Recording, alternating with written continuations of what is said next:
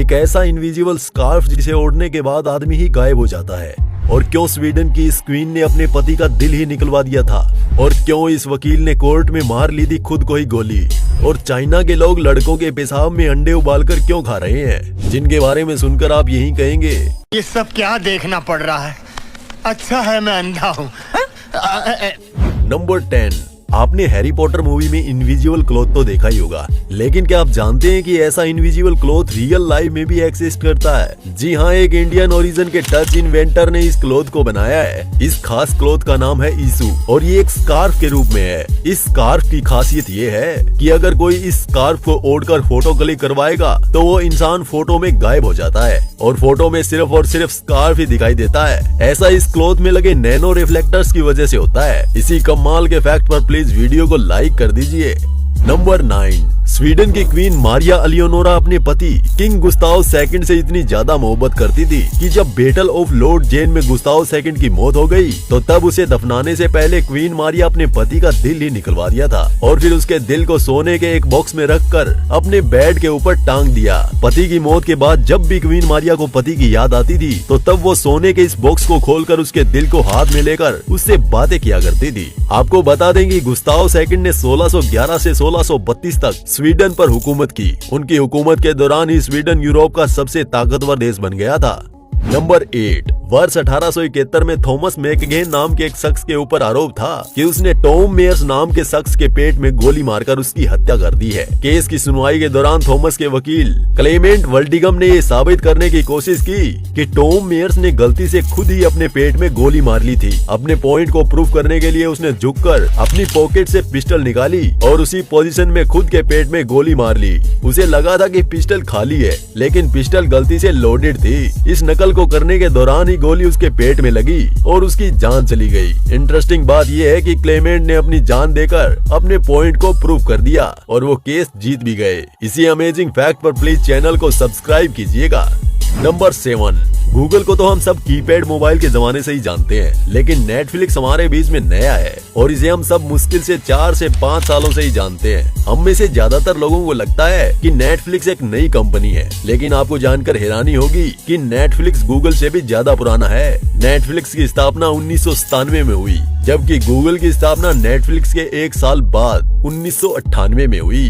Number 6, हमारे देश में झंडे को तिरंगे के नाम से बुलाया जाता है, लेकिन क्या आप जानते हैं कि हमारे पड़ोसी देश पाकिस्तान के झंडे का क्या नाम है? पाकिस्तान के झंडे का नाम परचम सितारा ओ हिलाल है, जिसमें परचम का अर्थ झंडा और हिलाल का अर्थ नए महीने का पहला चांद। दुनिया के बाकी देश की बात करें तो ब्रिटेन के झंडे को यूनियन जैक या यूनियन फ्लैग, फ्रांस के झंडे को फ्रेंच ट्राई कलर और न्यूजीलैंड के झंडे को न्यूजीलैंड एंड साइन कहा जाता है।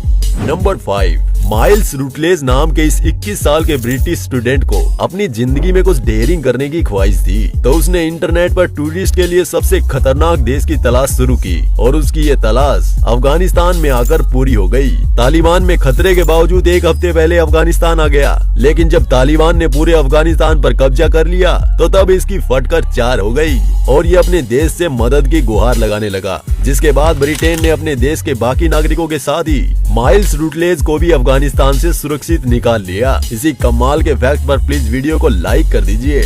नंबर 4, नाइजीरिया के एक बैंक में रिक्त पदों को भरने के लिए वैकेंसी निकाली गई। बैंक में सिक्योरिटी गार्ड के रूप में काम करने वाले एक शख्स ने भी इस पोस्ट के लिए अप्लाई किया और बैंक मैनेजर से जाकर उससे कहा कि वो भी इस पोस्ट के लिए एप्टीट्यूड देना चाहता है। पहले तो मैनेजर हंसने लगा, लेकिन फिर उसने सिक्योरिटी गार्ड को एप्टीट्यूड टेस्ट का मौका दिया और गार्ड ने सभी को चौंकाते हुए एप्टीट्यूड टेस्ट में सबसे ज्यादा मार्क हासिल किए, जिसके बाद उसे नौकरी मिल गई। इसलिए कहा जाता है कि काबिलियत अपनी मंजिल ढूंढ ही लेती है, इसलिए भाई काबिल बनो, कामयाबी एक दिन जरूर मिलेगी।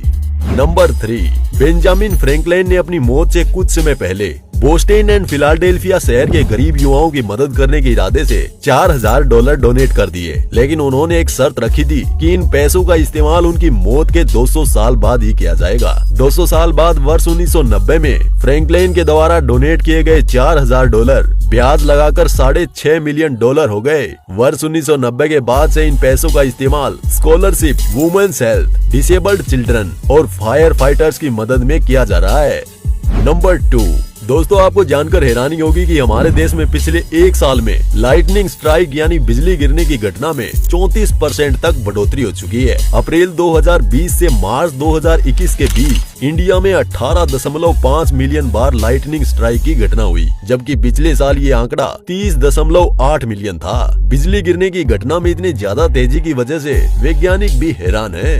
नंबर 1, सैमसंग कंपनी का बिजनेस कितना फैला हुआ है, इसका अंदाजा आप इस बात से लगा सकते हैं कि साउथ कोरिया की टोटल इकोनॉमी में 15% हिस्सेदारी अकेले सैमसंग कंपनी की है। साउथ कोरिया में बहुत से ऐसे लोग हैं जिनकी जिंदगी सैमसंग से शुरू होकर सैमसंग पर ही खत्म होती है। सैमसंग के हॉस्पिटल में लोगों का जन्म होता है, सैमसंग के अपार्टमेंट में लोग रहते हैं, बीमार पड़ने पर सैमसंग के हॉस्पिटल में इलाज करवाते हैं, सैमसंग की यूनिवर्सिटी में पढ़ाई करते हैं और मर जाने पर उनका सैमसंग के फ्यूनरल पार्लर में अंतिम संस्कार होता है।